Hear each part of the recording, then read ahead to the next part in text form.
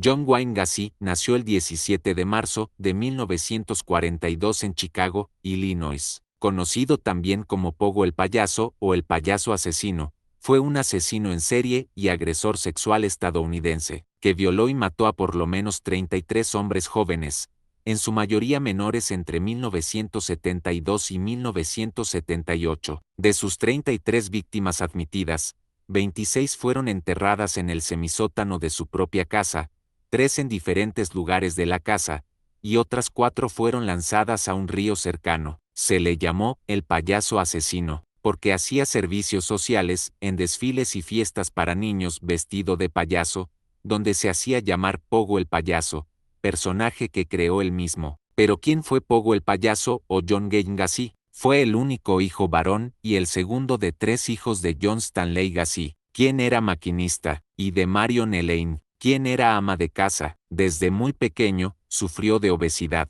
Estaba muy unido a sus 2 hermanas y a su madre, quien cariñosamente le llamaba Johnny, pero sufría frecuentemente por su padre, alcohólico que abusaba físicamente de la familia y que solía castigarlo pegándole con un cinturón de cuero. Además, abusaba físicamente de su madre, lo que le provocó a John un serio problema, ya que, al entrar en la etapa de la adolescencia, tuvo problemas sexuales. Tanto en su infancia como en la adolescencia, se esforzaba por hacer que su padre se sintiera orgulloso de él. Su padre lo denigraba, llamándole a menudo marica, estúpido y niño de mamá. A los 9 años de edad, un amigo de la familia abusó sexualmente de él. Cuando tenía 11, se golpeó la frente con un columpio y, como consecuencia, se le formó un coágulo de sangre en el cerebro que pasó desapercibido hasta la edad de 16 años, cuando comenzó a sufrir fuertes dolores de cabeza y desmayos. A la edad de 20 años, siguiendo el consejo de su padre, dejó su casa y se mudó a Las Vegas, Nevada, donde trabajó en una funeraria durante 3 meses antes de volver a Chicago, donde se inscribió y se graduó en la Northwestern Business College. Allí sintió la necesidad de compartir lecho con un cadáver de la funeraria, muerto en un accidente. Tras el acto, regresó al domicilio de sus padres. Obtuvo un puesto directivo mientras era aprendiz en la compañía de zapatos Nunbus. Poco después de su graduación, en 1964, se mudó a Springfield, Illinois para trabajar como vendedor. Allí conoció a su compañera Marlene Myers, con la que se casó en septiembre de 1964. Después de terminar su periodo de aprendiz, ascendió a encargado del departamento. Fue muy activo en organizaciones de Springfield, donde se unió a la organización Haysees y ascendió a vicepresidente en 1965. Su primer matrimonio con Marlene Myers terminó después de ser detenido el 10 de mayo de 1968 y declarado culpable por abuso sexual a menores. Fue sentenciado a 10 años de prisión por este crimen, pero después de 18 meses recluido en la penitenciaría estatal, salió en libertad condicional el 18 de junio de 1970.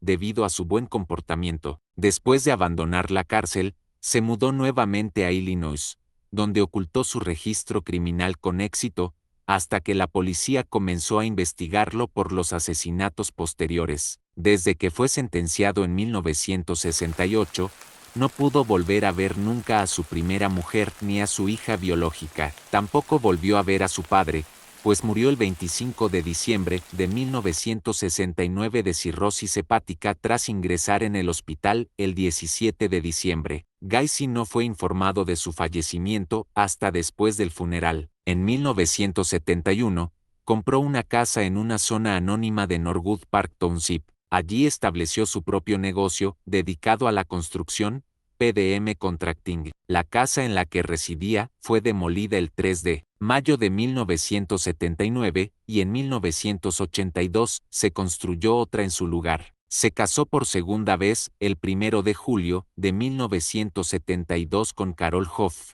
una mujer divorciada que conoció en la secundaria, amiga de una de sus hermanas. Carol, junto a sus 2 hijos, se mudaron con él. Su segundo matrimonio terminó cuando Carol Hoff se divorció de él en marzo de 1976. Esto le permitió usar su casa a todas horas para matar a jóvenes, libre de miradas. En los siguientes 12 meses mató a 14 personas más. Se convirtió en un importante y respetado miembro de la comunidad. Además de su show como payaso, se hizo partícipe activo del Partido Demócrata como voluntario para limpiar las oficinas del partido. Finalmente, se convirtió en vocal de mesa. En 1978 colabora con el Partido Demócrata pintando gratis sedes del partido. Dirigió el desfile de la Constitución polaca el 4 de mayo de 1978 y ganó peso en el ámbito político local. En 1971 conoció a un joven de nombre Michael Reed,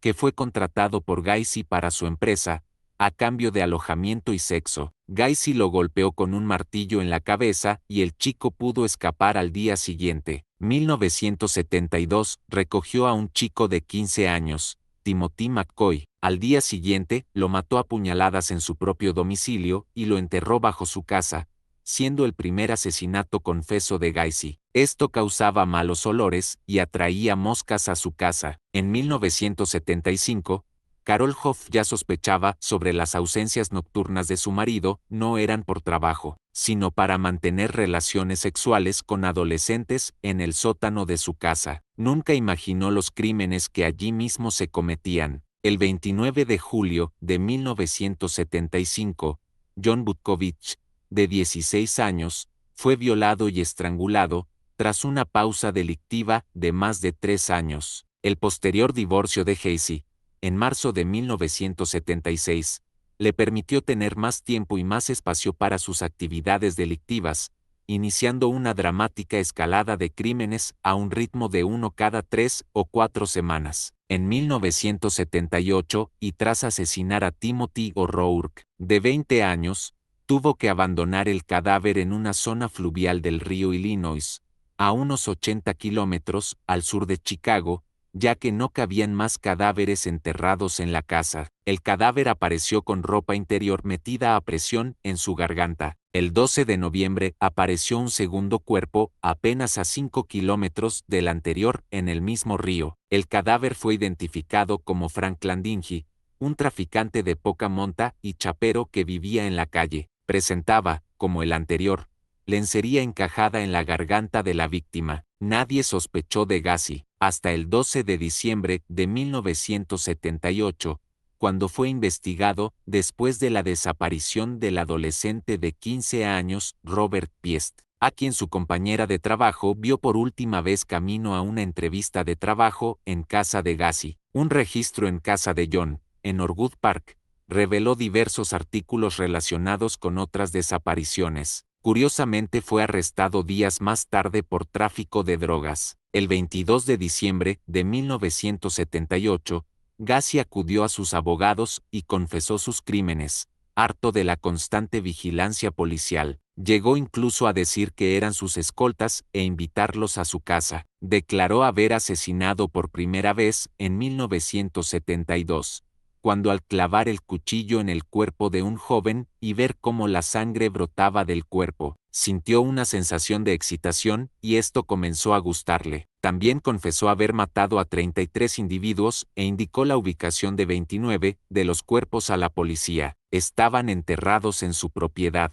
Llegó incluso a presentar a la policía un plano con la ubicación exacta de los cadáveres. Para diciembre de 1978, tras 6 días de excavaciones, la policía ya había desenterrado a 27 cuerpos. Las otras 4 víctimas, dijo, las había arrojado al cercano río Des Plaines. El 6 de febrero de 1990 comenzó el juicio de Gacy en Chicago. Durante el juicio, se declaró inocente, alegando problemas de orden mental. Sin embargo, su testimonio fue rotundamente rechazado, ya que se le realizaron estudios, dando resultados negativos, es decir, que no tenía ni padecía de problemas mentales. Su abogado argumentó que John tenía lapsos de locura temporal en el momento de cada asesinato, pero antes y después, recobraba la normalidad para atraer y disponer de las víctimas. La defensa de Gacy intentó afirmar que los 33 asesinatos fueron muertes accidentales como parte de una asfixia erótica, pero el forense del condado de Cook demostró con evidencia que estas afirmaciones eran imposibles. Además, Gacy ya había confesado a la policía y era incapaz de suprimir la confesión. John Wayne Gacy fue hallado culpable el 13 de marzo y fue sentenciado a varias cadenas perpetuas y varias penas de muerte. Fue ejecutado por inyección letal el 10 de mayo de 1994. Sus últimas palabras, que revelan su personalidad y su no arrepentimiento por sus crímenes, fueron: matarme no hará regresar a ninguna de las víctimas. El Estado me está asesinando. Nunca sabrán dónde están los otros. Bésenme el trasero. Después de su ejecución, el cerebro de Gacy fue extraído. Actualmente es propiedad de la doctora Helen Morrison, que entrevistó a John y a otros asesinos en serie en un intento por aislar los rasgos comunes en su personalidad. Los abogados de Gacy contrataron a un psiquiatra forense para que examinara el cerebro de Gacy después de morir. Los resultados revelaron que no había anormalidades. El especialista afirmó que John no encajaba en ningún perfil psicológico propio de los asesinos en serie y que probablemente la razón de su actuación no se sabrá jamás. Durante el juicio, la doctora Morrison apareció como testigo psiquiátrico y declaró que Gacy tenía la estructura emocional de un infante. Sus restos fueron cremados y sus cenizas fueron entregadas a sus hermanas en la actualidad. Si te gustan este tipo de contenido, no olvides seguirme, dar un like y comentar. Los leo en la caja de comentarios sobre qué opinan de este caso, en especial sobre el llamado payaso asesino.